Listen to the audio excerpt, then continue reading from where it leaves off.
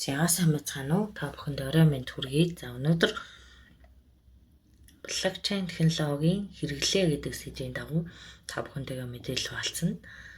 За сүүлийн үед яг энэ технологийн хэрэглээ талаас нь нэлээд олон ном тохиомол уншлаа. За синхрон орчуулга хийсэн. За өөрөө бас технологийн степүүдийг бас хийж үзлээ.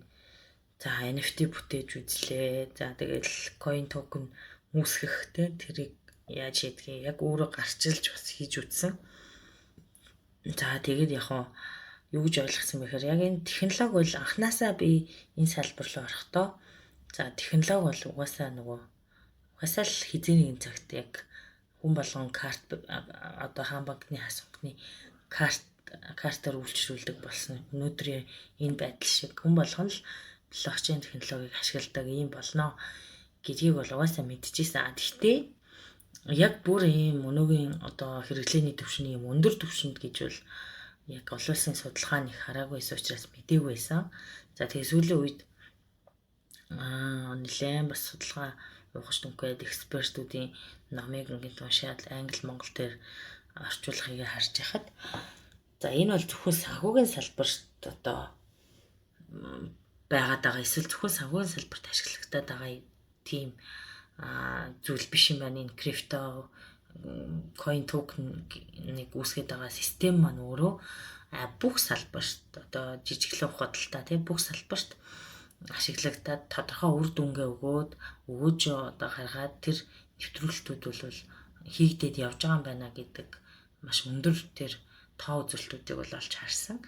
За дэлхийд даяараа блокчейн шийдлүүдийн зарцуулалт гэхээр блокчейний хөгжүүлэлтийн тухай ярьж байна. За хөгжүүлэлтэнд бол 20 онд 4.5 тэрбум доллар байсан бол 24 он гэхэд 19 тэрбум доллар хүрэх төлөвтэй байна. Тэгэхээр энүүгээс бид нар ямар хурцтайгаар технологи маань өөрөө хөгжиж шинжлэгдэж байгаа вэ гэдгийг харж болно. За тэгээд блокчейн нь болохоор энэ систем нь өөрөө криптовалютаас гадна аюулгүй байдал, илүү ил тод байдал, шуурхай, хянах боломжийг санал болгосноор санхүүгийн үйлчилгээ, нийлүүлэлтийн сүлжээ, төрийн салбарт янз бүрийн хэрэглээг одоо төрөл бүрийн хэрэглээг хангахад санал болгогдож байгаа гэж ойлгож байна. За тэгээд блокчейн хэрэглээг дэмжихийн тулд засгийн газрууд блокчейний хэрэглээг дэмжих шинэ хуулиудыг хуульчилж байгаа. За сүүлийн үед гэх юм бол Аризона мужид блокчейн технологиор баталгаажуулсан гарын үсгийг хуулийн дагуу баталгаатах гарын үсэг мөн гэж хүлэмжшүүлдэг тийм хууль баталсан юм байна. За Монголд бас сая нэлээд бас хуулийн журам төслүүд батлагдаад л явж байгаа тийм үү, хэрэгжилт хийгдээд явж байгаа. Тэгэхээр үүнээс бид нар юу харах вэ гэхээр энэ бол зөвхөн арилжаа хийх, ашиг олох, хөрөнгө оруулалт хийж мөнгө өсгөх гэдэг талбар биш юм аа.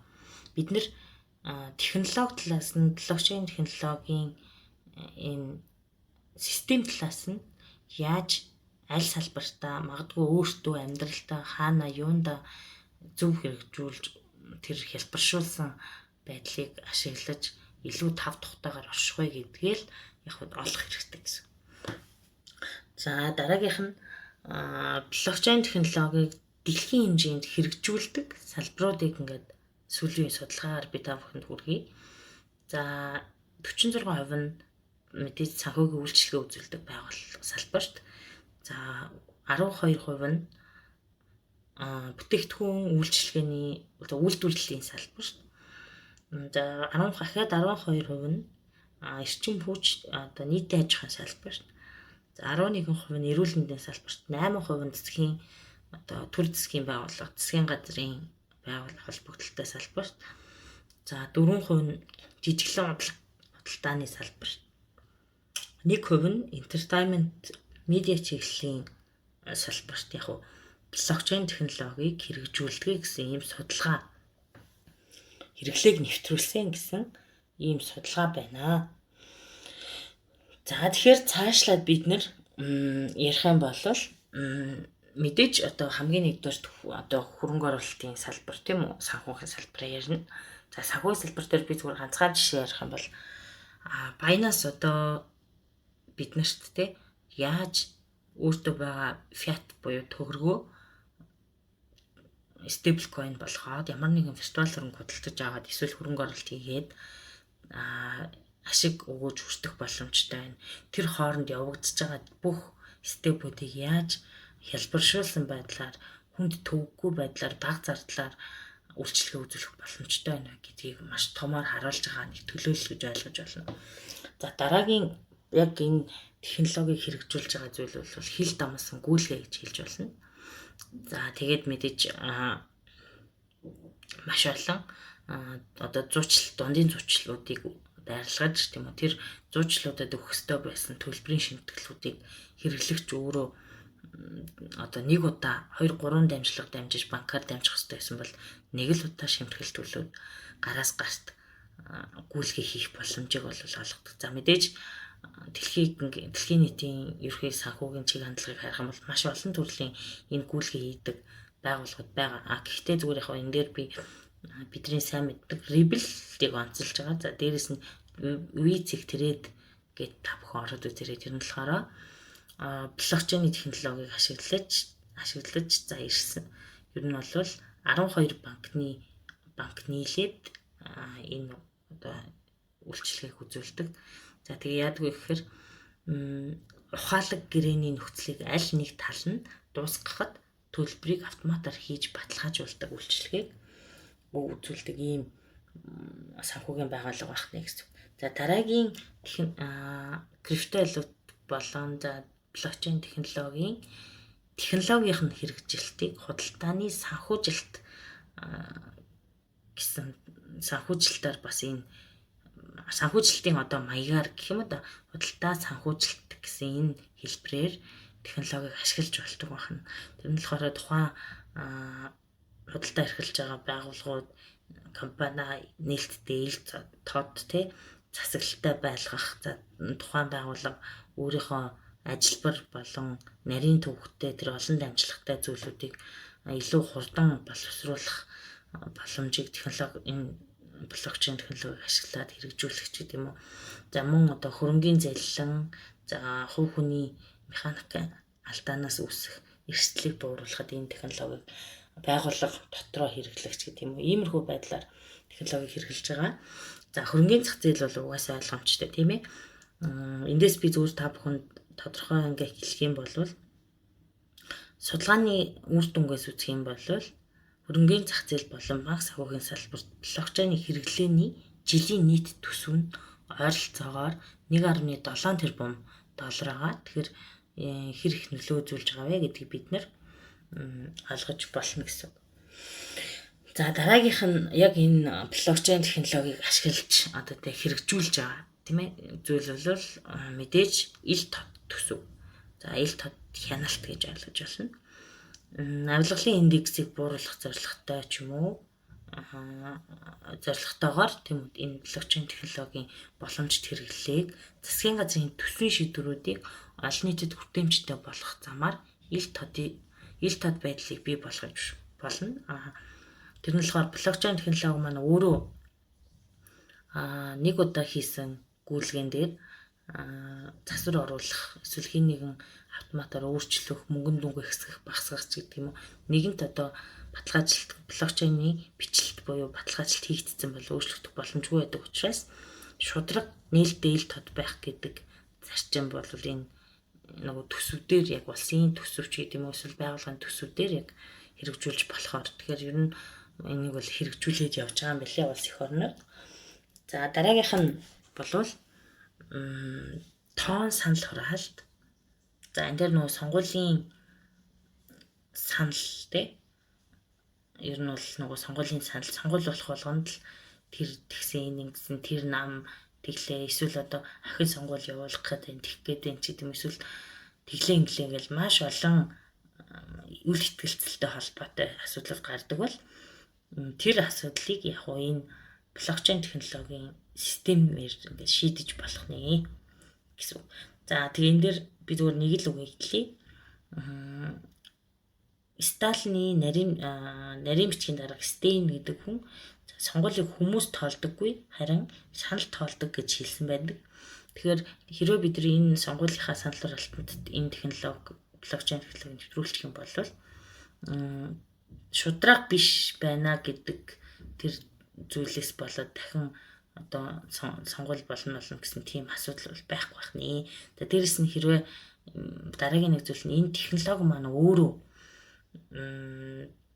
маш бат бөх гэж ойлгож болно.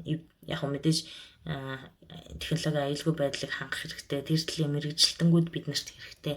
Олон асуудал байгаа ч гэсэн хэрвээ бид нар нэвтрүүлж чадах юм бол тий төвлөрсөн бус систем бол ер нь санал хураалтын төвлөрөлийг сааруулж сонгуулийн ил тод аюулгүй явуулах боломжийг бүрдүүлж өгдөг. Тэгээд маш их бат бөх систем гэж ойлгож болох нэ. За тэгээд та нар бас хэрвээ сонирхож байгаа бол яг энэ хэрэглээ талаас нь сонирхож байгаа бол энэ Follow My White гэдэг нэг платформ байгаа онлайн ийшээ ороод үзээрэй тий. Тэгээ энэ бол яадаг юм бэ гэхээр онлайн санал хураалтыг ил тод хангах зорилгоор блокчейн технологиг ашигладаг тийм бусдад үйлчлэг үзүүлдэг гарааны бизнес гэж ойлгож байна. За дараагийн блокчейн технологиг хэрэгжилж болох зүйлүүд бол маш бас бидний амьдралд ойрхон талбарууд байгаа. За блокчейн технологи дээр хамгийн чухал гэх юм да нэг том төлөөлөл болох зүйл нь ухаалаг гэрээ байгаа. За энэ ухаалаг гэрээ гэдэг нь юу юм бэ гэхээр энэ технологийн өөр нэг хэрэглээний талбар гэж ойлгож байна. За эдгээр гэрээнүүд нь итгэлцэлтэй холбоотой асуудлыг шийдвэрлэх замаар хоёр талын хилцээрийг илүү үр дүнтэй хийх боломжтой болгодог. За ухаалаг гэрээний ангиллалд блокчейн хэрэглээний тохиолдлууд ордог. За тэрэнд нь юу орд юм бэ гэхээр даатгалдах ухаалаг гэрээ, за даатгалын байгууллагуудтай холбоотой төрөнгийн даатгал, за юу гэдэг тэр даатгалын бүртгэлүүд тийм үү ингээд ордог байна. За дараагийнх нь аливаа нэгэн бараа бүтээгдэхүүний нийлүүлэлтийн сүлжээний удирдлага буюу одоо дамжлага хоорондын тэр асуудлыг бас яг блокчейн технологиор илүү шудраг ил тод нээлттэйгээр шийдвэрлэж болно. За дараагийнх нь санхүүгийн мэдээллийн бүртгэлийн менежмент. За ямар нэгэн тайлан баланс дата анализыг яг дахин өөрчлөх асуудлах боломжгүйгээр блокчейн технологиг ашиглаад хэрэгжүүлж болно гэсэн. За мань зохиогч эрхтэй холбоотой асуудлыг блокчейн технологиор дамжуулаад одоо шударгаар шийдэх боломжтой. За эмнэлзийн туршилтыг хянах. За эмнэлзийн туршилтын одоо дамжлага нэг бүрийг яг үнэн зөв явж гэнэ үгүй юу гэдгийг бас яг блокчейн технологийн системээр дамжуулаад хянах боломжтой. За төрөнгийн өмчлөлийн эрхийг шилжүүлэх. За энэ дээр бас мэдээж шудраг нээлттэй ил тод байх гэдэг тэр зүйлийг хангаж чадах юм бол технологи нь өөрөө тэрийг хангадаг учраас яг үхээр нөгөө өмчлөх эрх гэдэг энэ асуудал дээр бас энийг хэрэгжүүлж болно гэсэн.